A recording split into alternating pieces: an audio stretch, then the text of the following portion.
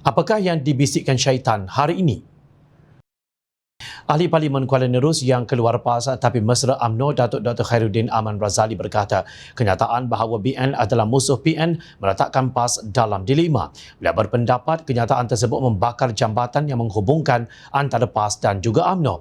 Kini jambatan itu sedang diusahakan untuk dibina kembali. Menerusi kenyataan oleh Setiausaha Agung PAS, Datuk Seri Taqiyuddin Hassan bahawa BN bukan musuh PAS. Ia talian hayat kerjasama politik namun ia tidak disenangi oleh sesetengah pihak yang akan terjejas dengan MN ini. Katanya dalam satu kenyataan, beliau dipercayai mengulas mengenai kenyataan pengerusi Perikatan Nasional Tan Sri Mahyadin Mak Yassin yang secara tegas berkata kita dalam Perikatan Nasional sudah ada kesepakatan dan antara perkara yang telah disepakati, saya nak sebut sini bahawa musuh utama kita tidak lain tidak bukan Barisan Nasional. Mahyadin berkata demikian ketika berucap di majlis sambutan hari ulang tahun ke-6 Bersatu baru-baru ini. Menurut Khairuddin, Muafakat Nasional telah melakar sejarah kesatuan kalangan umat Islam dalam dua parti politik terbesar Melayu Islam. Kehadiran MN menakutkan PH untuk berhadapan PRU ke-15. Mereka sudah membayangkan sekurang-kurangnya 28 kerusi-kerusi parlimen yang akan terlepas kembali ke tangan sama ada UMNO atau PAS menerusi MN. Maka tidak pelik perancangan dibuat untuk membakar jambatan Muafakat Nasional, ujarnya. Tak pasal-pasal Pakatan Harapan dituduh membakar jambatan Muafakat Nasional. Sedangkan pimpinan PAS dan UMNO bertelagah sesama sendiri berikutan PAS memilih bersatu pada pilihan raya negeri Melaka. Pada pilihan raya negeri Johor, calon PAS juga menentang calon UMNO Barisan Nasional. Kata Khairuddin lagi, jambatan MN yang mula terbakar menjadikan PH bernafas kembali. Agenda untuk memecahkan MN sentiasa berjalan. Percikan api pertembungan antara PAS dan UMNO sangat mudah merebak. Hanya dengan sedikit minyak, api menjadi marak kerana mereka telah bertembung selama 45 tahun sejak 1978. Sedapnya mulut Khairuddin membuat tobahan kepada Pakatan Harapan. Mentang-mentang fitnah kepada parti politik sukar dikenakan saman. Beliau seterusnya memberi amaran ahli PAS dan UMNO perlu berhati-hati dengan agenda perpecahan ini. Pada tahun 2015, Muhammad Khalil Abdul Hadi yang ketika itu menjawat sebagai Timbalan Ketua Pemuda PAS menegaskan PAS dan UMNO tidak boleh bergabung sama sekali kerana dasar perjuangan kedua-dua parti itu sangat jauh berbeza. Katanya pimpinan DAP iaitu Lim Guan Eng yang menuduh PAS akan bergabung dengan UMNO disifatkan sebagai suara-suara syaitan yang lahir daripada perasaan was-was dan tidak berasaskan kepada fakta. Keputusan kalau PAS ini bergabung dengan UMNO bukan keputusan individu, bukan keputusan Presiden, Pemuda dan seumpamanya.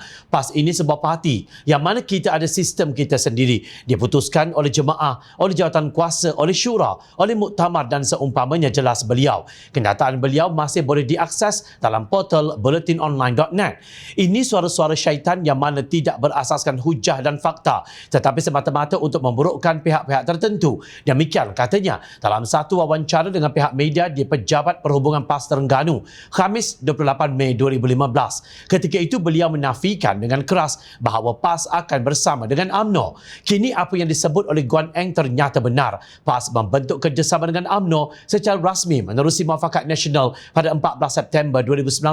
Kononnya atas nama Penyatuan Ummah. Muhammad Khairuddin pula adalah penyokong kuat pembentukan Muafakat Nasional itu. Malangnya, pada tahun 2021, bibit-bibit perpecahan dalam Muafakat Nasional mula kelihatan kerana ketegasan UMNO menolak bersatu. Khairuddin dalam usaha menyelamatkan Muafakat Nasional memaknai satu hantaran di Facebook pada 30 September 2021 menegaskan penyatuan umat atas nama Islam adalah cita-cita PAS. Membina perpaduan ini penuh ranjau dan duri. Syaitan-syaitan pengadu domba berkeliaran keliling kelalang, bergayut di bawah jubah dan baju kebangsaan membisikkan agenda perpecahan.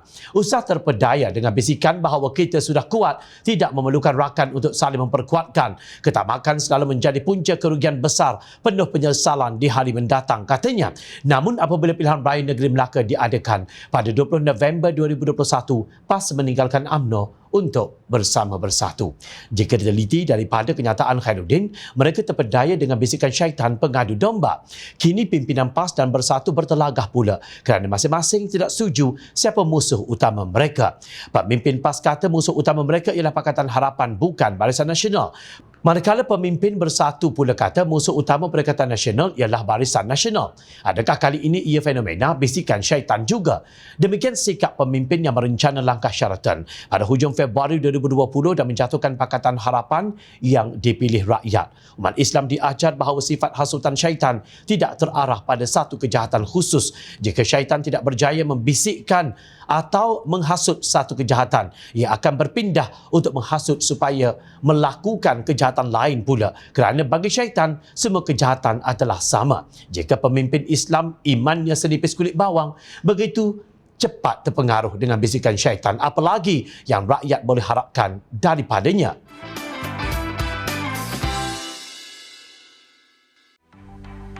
Mencari maklumat dan berita politik yang bebas, kupasan yang tepat, panas.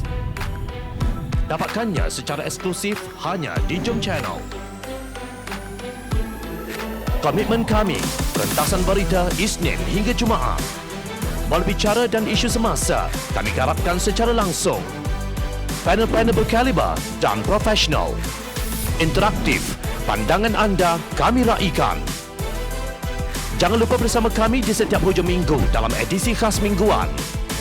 Jom Channel, moving forward, sharing a new experience.